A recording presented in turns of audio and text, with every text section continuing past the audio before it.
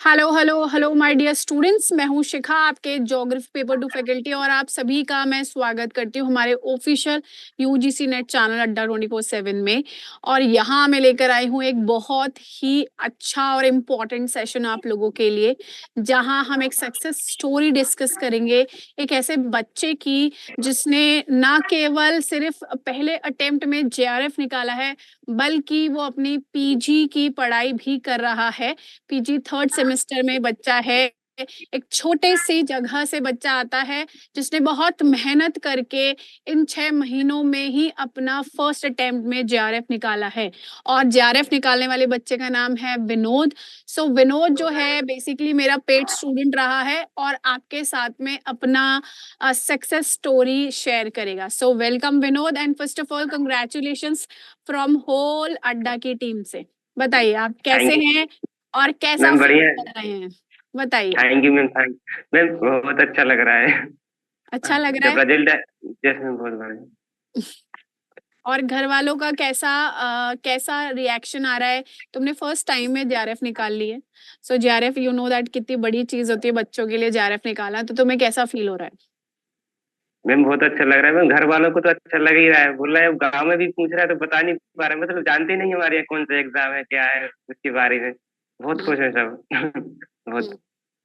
तो विनोद जो है बहुत ही हमारा बहुत होनहार और आप ऐसे बोल सकते हैं बहुत फोकस बच्चा रहा है शुरू से ही। और कॉलेज के साथ साथ खेत में काम करने से साथ साथ उसने इतना बड़ा एग्जाम एक बार में क्रैक किया है। तो हम सबसे पहले तो विनोद से स्ट्रैटेजी पूछेंगे कि विनोद आपने इतने बड़े एग्जाम की पढ़ाई की कैसे, मैनेज किया आपने 3-4 चीजें एक साथ, जो कि आप बच्चे एक्सक्यूज दे सकते हैं कि हम कॉलेज में हैं या हम ये कर रहे हैं हम वो कर रहे हैं, पर फिर भी आपने सारी चीजें मैनेज की और आप एक बार में निकल गए।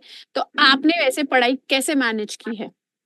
मैम, वर्कलोड तो बहुत था। मतलब काम भी रहता था और कॉलेज तो डेली जाना होता था। कर हम्म। लिया मैम। थोड़ा थोड़ा पेपर हार्डर मतलब करना थोड़ा मुश्किल है, बट अच्छी लगन से और रेगुलरिटी मेंटेन करें तो हो जाएगा। हम मैम सुबह से 2-3 घंटे फर्स्ट पेपर पढ़ना और फिर उसके बाद कॉलेज जाना। कॉलेज से वापस आना, फिर थोड़ा बहुत काम करना घर का। फिर रिकॉर्डिंग क्लास देखी थी मैम पहले तो आपकी। तो जब मार्च में हमारे सेकंड सेम के एग्जाम हुए उसके बाद हम लाइव आने लगे थे, जब आप आई थी अड्डा पर। उसके बाद हम्म। और मैम जितना आप पढ़ाती थी उतना हम कर लेते थे। और थोड़ा थोड़ा एक्स्ट्रा नोट्स बनाना, रिवीजन, प्रैक्टिस करना। प्रैक्टिस भी यूट्यूब से आपकी क्लास है और अदर वो सब करके मेंटेन तो हो जाएगा मैम।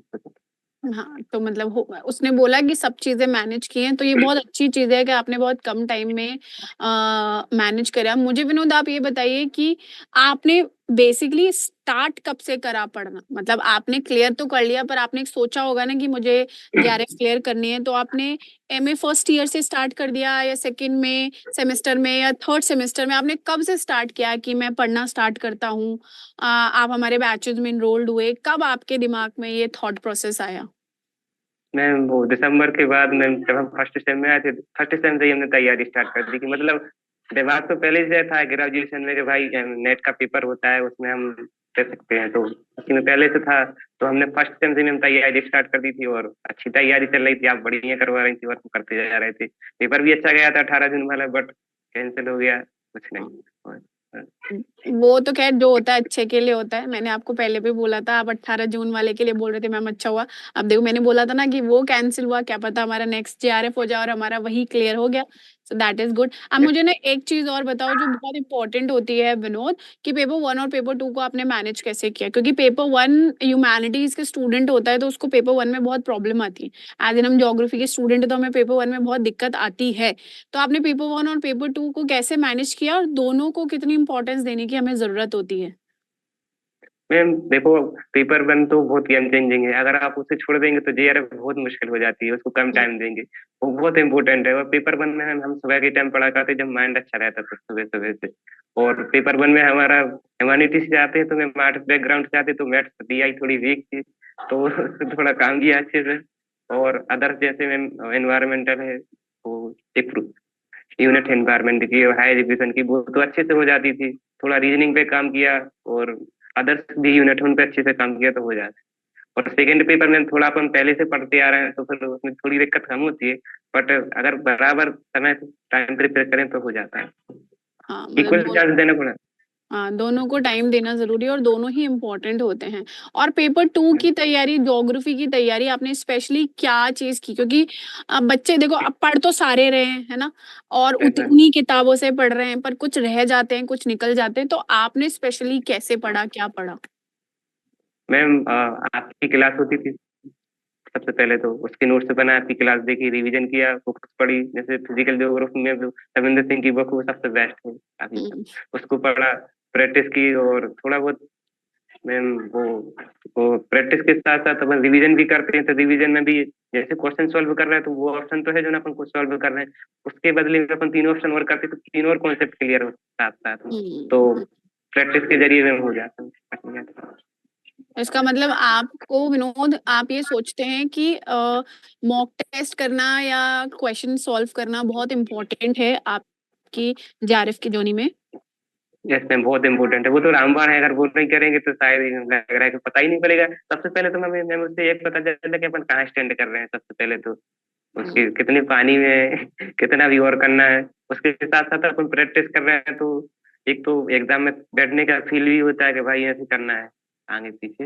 और साथ साथ उससे ये भी पता चल जाता है कि एक तो क्लियर हो ही रहा है, जो ना अपन आंसर मिल रहा है। साथ साथ 3 क्वेश्चन हम अच्छे से कर लेते थे, 3 ऑप्शन, तो वो बहुत इंपॉर्टेंट है प्रैक्टिस। हाँ, वो मैं हमेशा बोलती हूँ कि वो 4 ऑप्शंस पढ़ने चाहिए। 1 ऑप्शंस पढ़ के हम छोड़ देते हैं, पर वो तीनों ऑप्शंस हमारे पढ़ने चाहिए। और विनोद की लास्ट 15 डेज़ की स्ट्रैटेजी, क्योंकि बच्चा 15 दिन पहले आ जाता है बहुत एंग्ज़ायटी और पैनिक में, जिसको जो सब कुछ भूल जाता है। तो वो लास्ट 15 डेज़ जब बेसिकली हमारा एग्ज़ाम हमें पता है आने वाला है, तो वो लास्ट 15 डेज़ या 15 दिन में विनोद ने क्या किया? विनोद की स्ट्रैटेजी क्या रही है? मैम वो जुलाई के महीने में तो हमारे सेकंड सेम की एग्जाम थे, तो पूरा महीना उसी में निकल गया है। बचा सिर्फ हमारे पास अगस्त था। अगस्त में भी 3 तारीख से हम फ्री थे, तो एक महीने में हमने अच्छे से पढ़ाई की। मतलब 15 दिन तो थोड़ा बहुत नया पढ़ लिया डाटा और कुछ और चीजें पढ़ ली, लेकिन जब एग्जाम के 15 दिन भर की थे तो कुछ भी हमने नया नहीं पढ़ा, सिर्फ रिवीजन प्रैक्टिस। और साथ साथ डाटा तो है ही, और आपने बोला था कि साथ साथ प्रैक्टिस के साथ साथ अच्छे से रिवीजन के साथ साथ कोई भी चीज है तो वो छूटे ना, तो वो हमने उस पर पूरी फोकस किया था। मतलब तुमने सारे पॉइंट्स कवर किए हैं जो बोले गए आपको क्लास में, हाँ? यस एंड यस जब भी मैम। तुम आप डांटती थी तो उस दिन की क्लास बहुत अच्छी लगती थी। उस दिन हम ज्यादा करते थे जिस दिन आप डांटती थी। तो मतलब डाँट को तुमने पॉजिटिवली लिया, हाँ?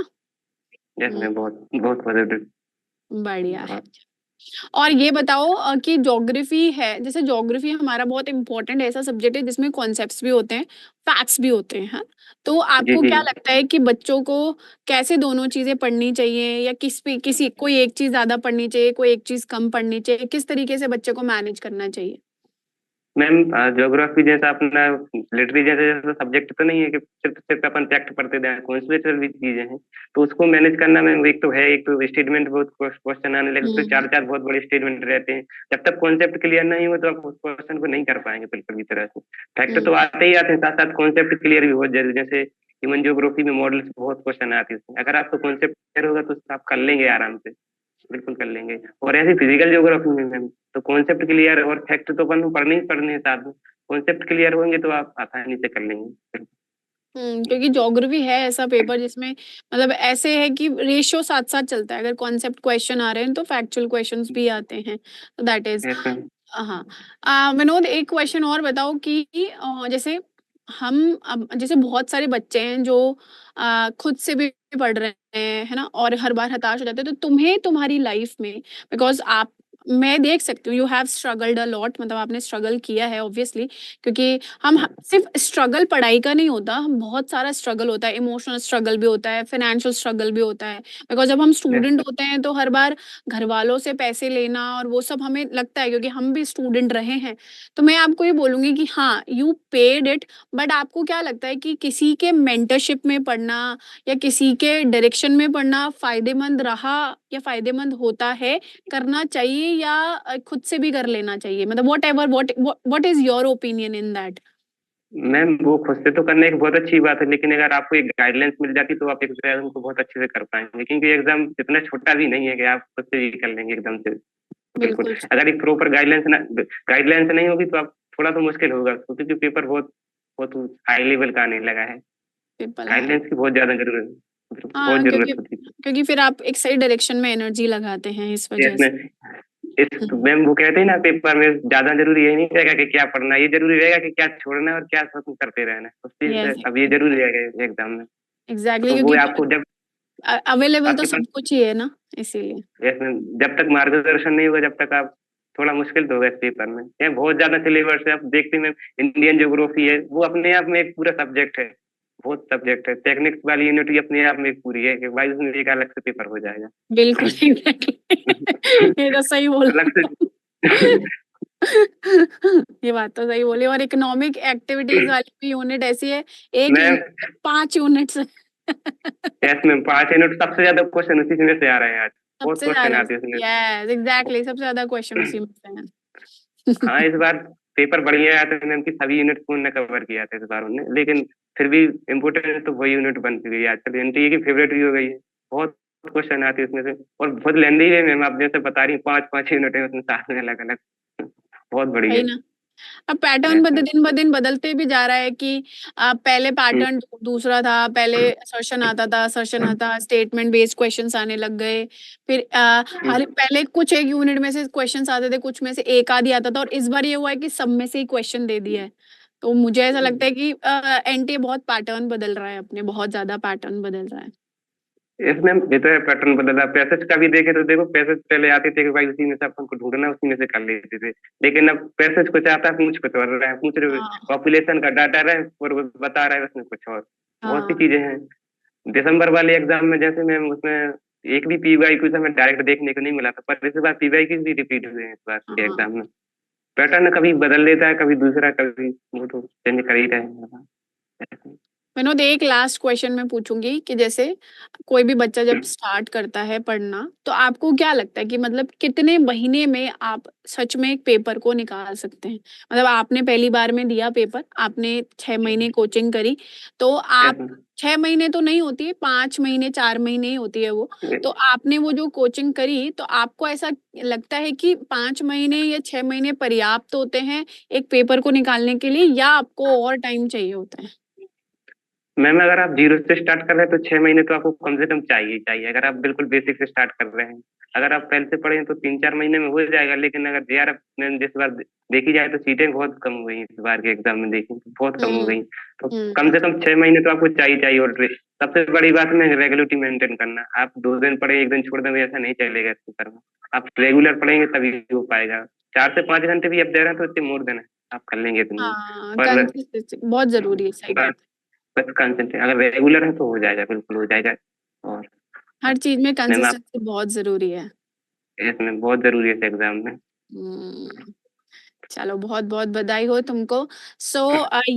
ये था हमारा बच्चा जिसका नाम है विनोद, और जिसने अपनी जेआरएफ निकाली है बहुत लगन के साथ, बहुत मेहनत के साथ पढ़ के, कॉलेज की पढ़ाई को मैनेज करके, घर को मैनेज करके, और जो बहुत ही ज्यादा रूरल बैकग्राउंड से आता है बच्चा, पर उसने पेपर को एक बार में क्रैक करके जेआरएफ क्लियर किए। तो ये बहुत आप ऐसे सब समझ सकते हैं, बहुत सारे ऐसे बच्चे जो ये सोचते हैं कि हम नहीं कर पाएंगे, उनके लिए बच्चा मोटिवेशन रहा है।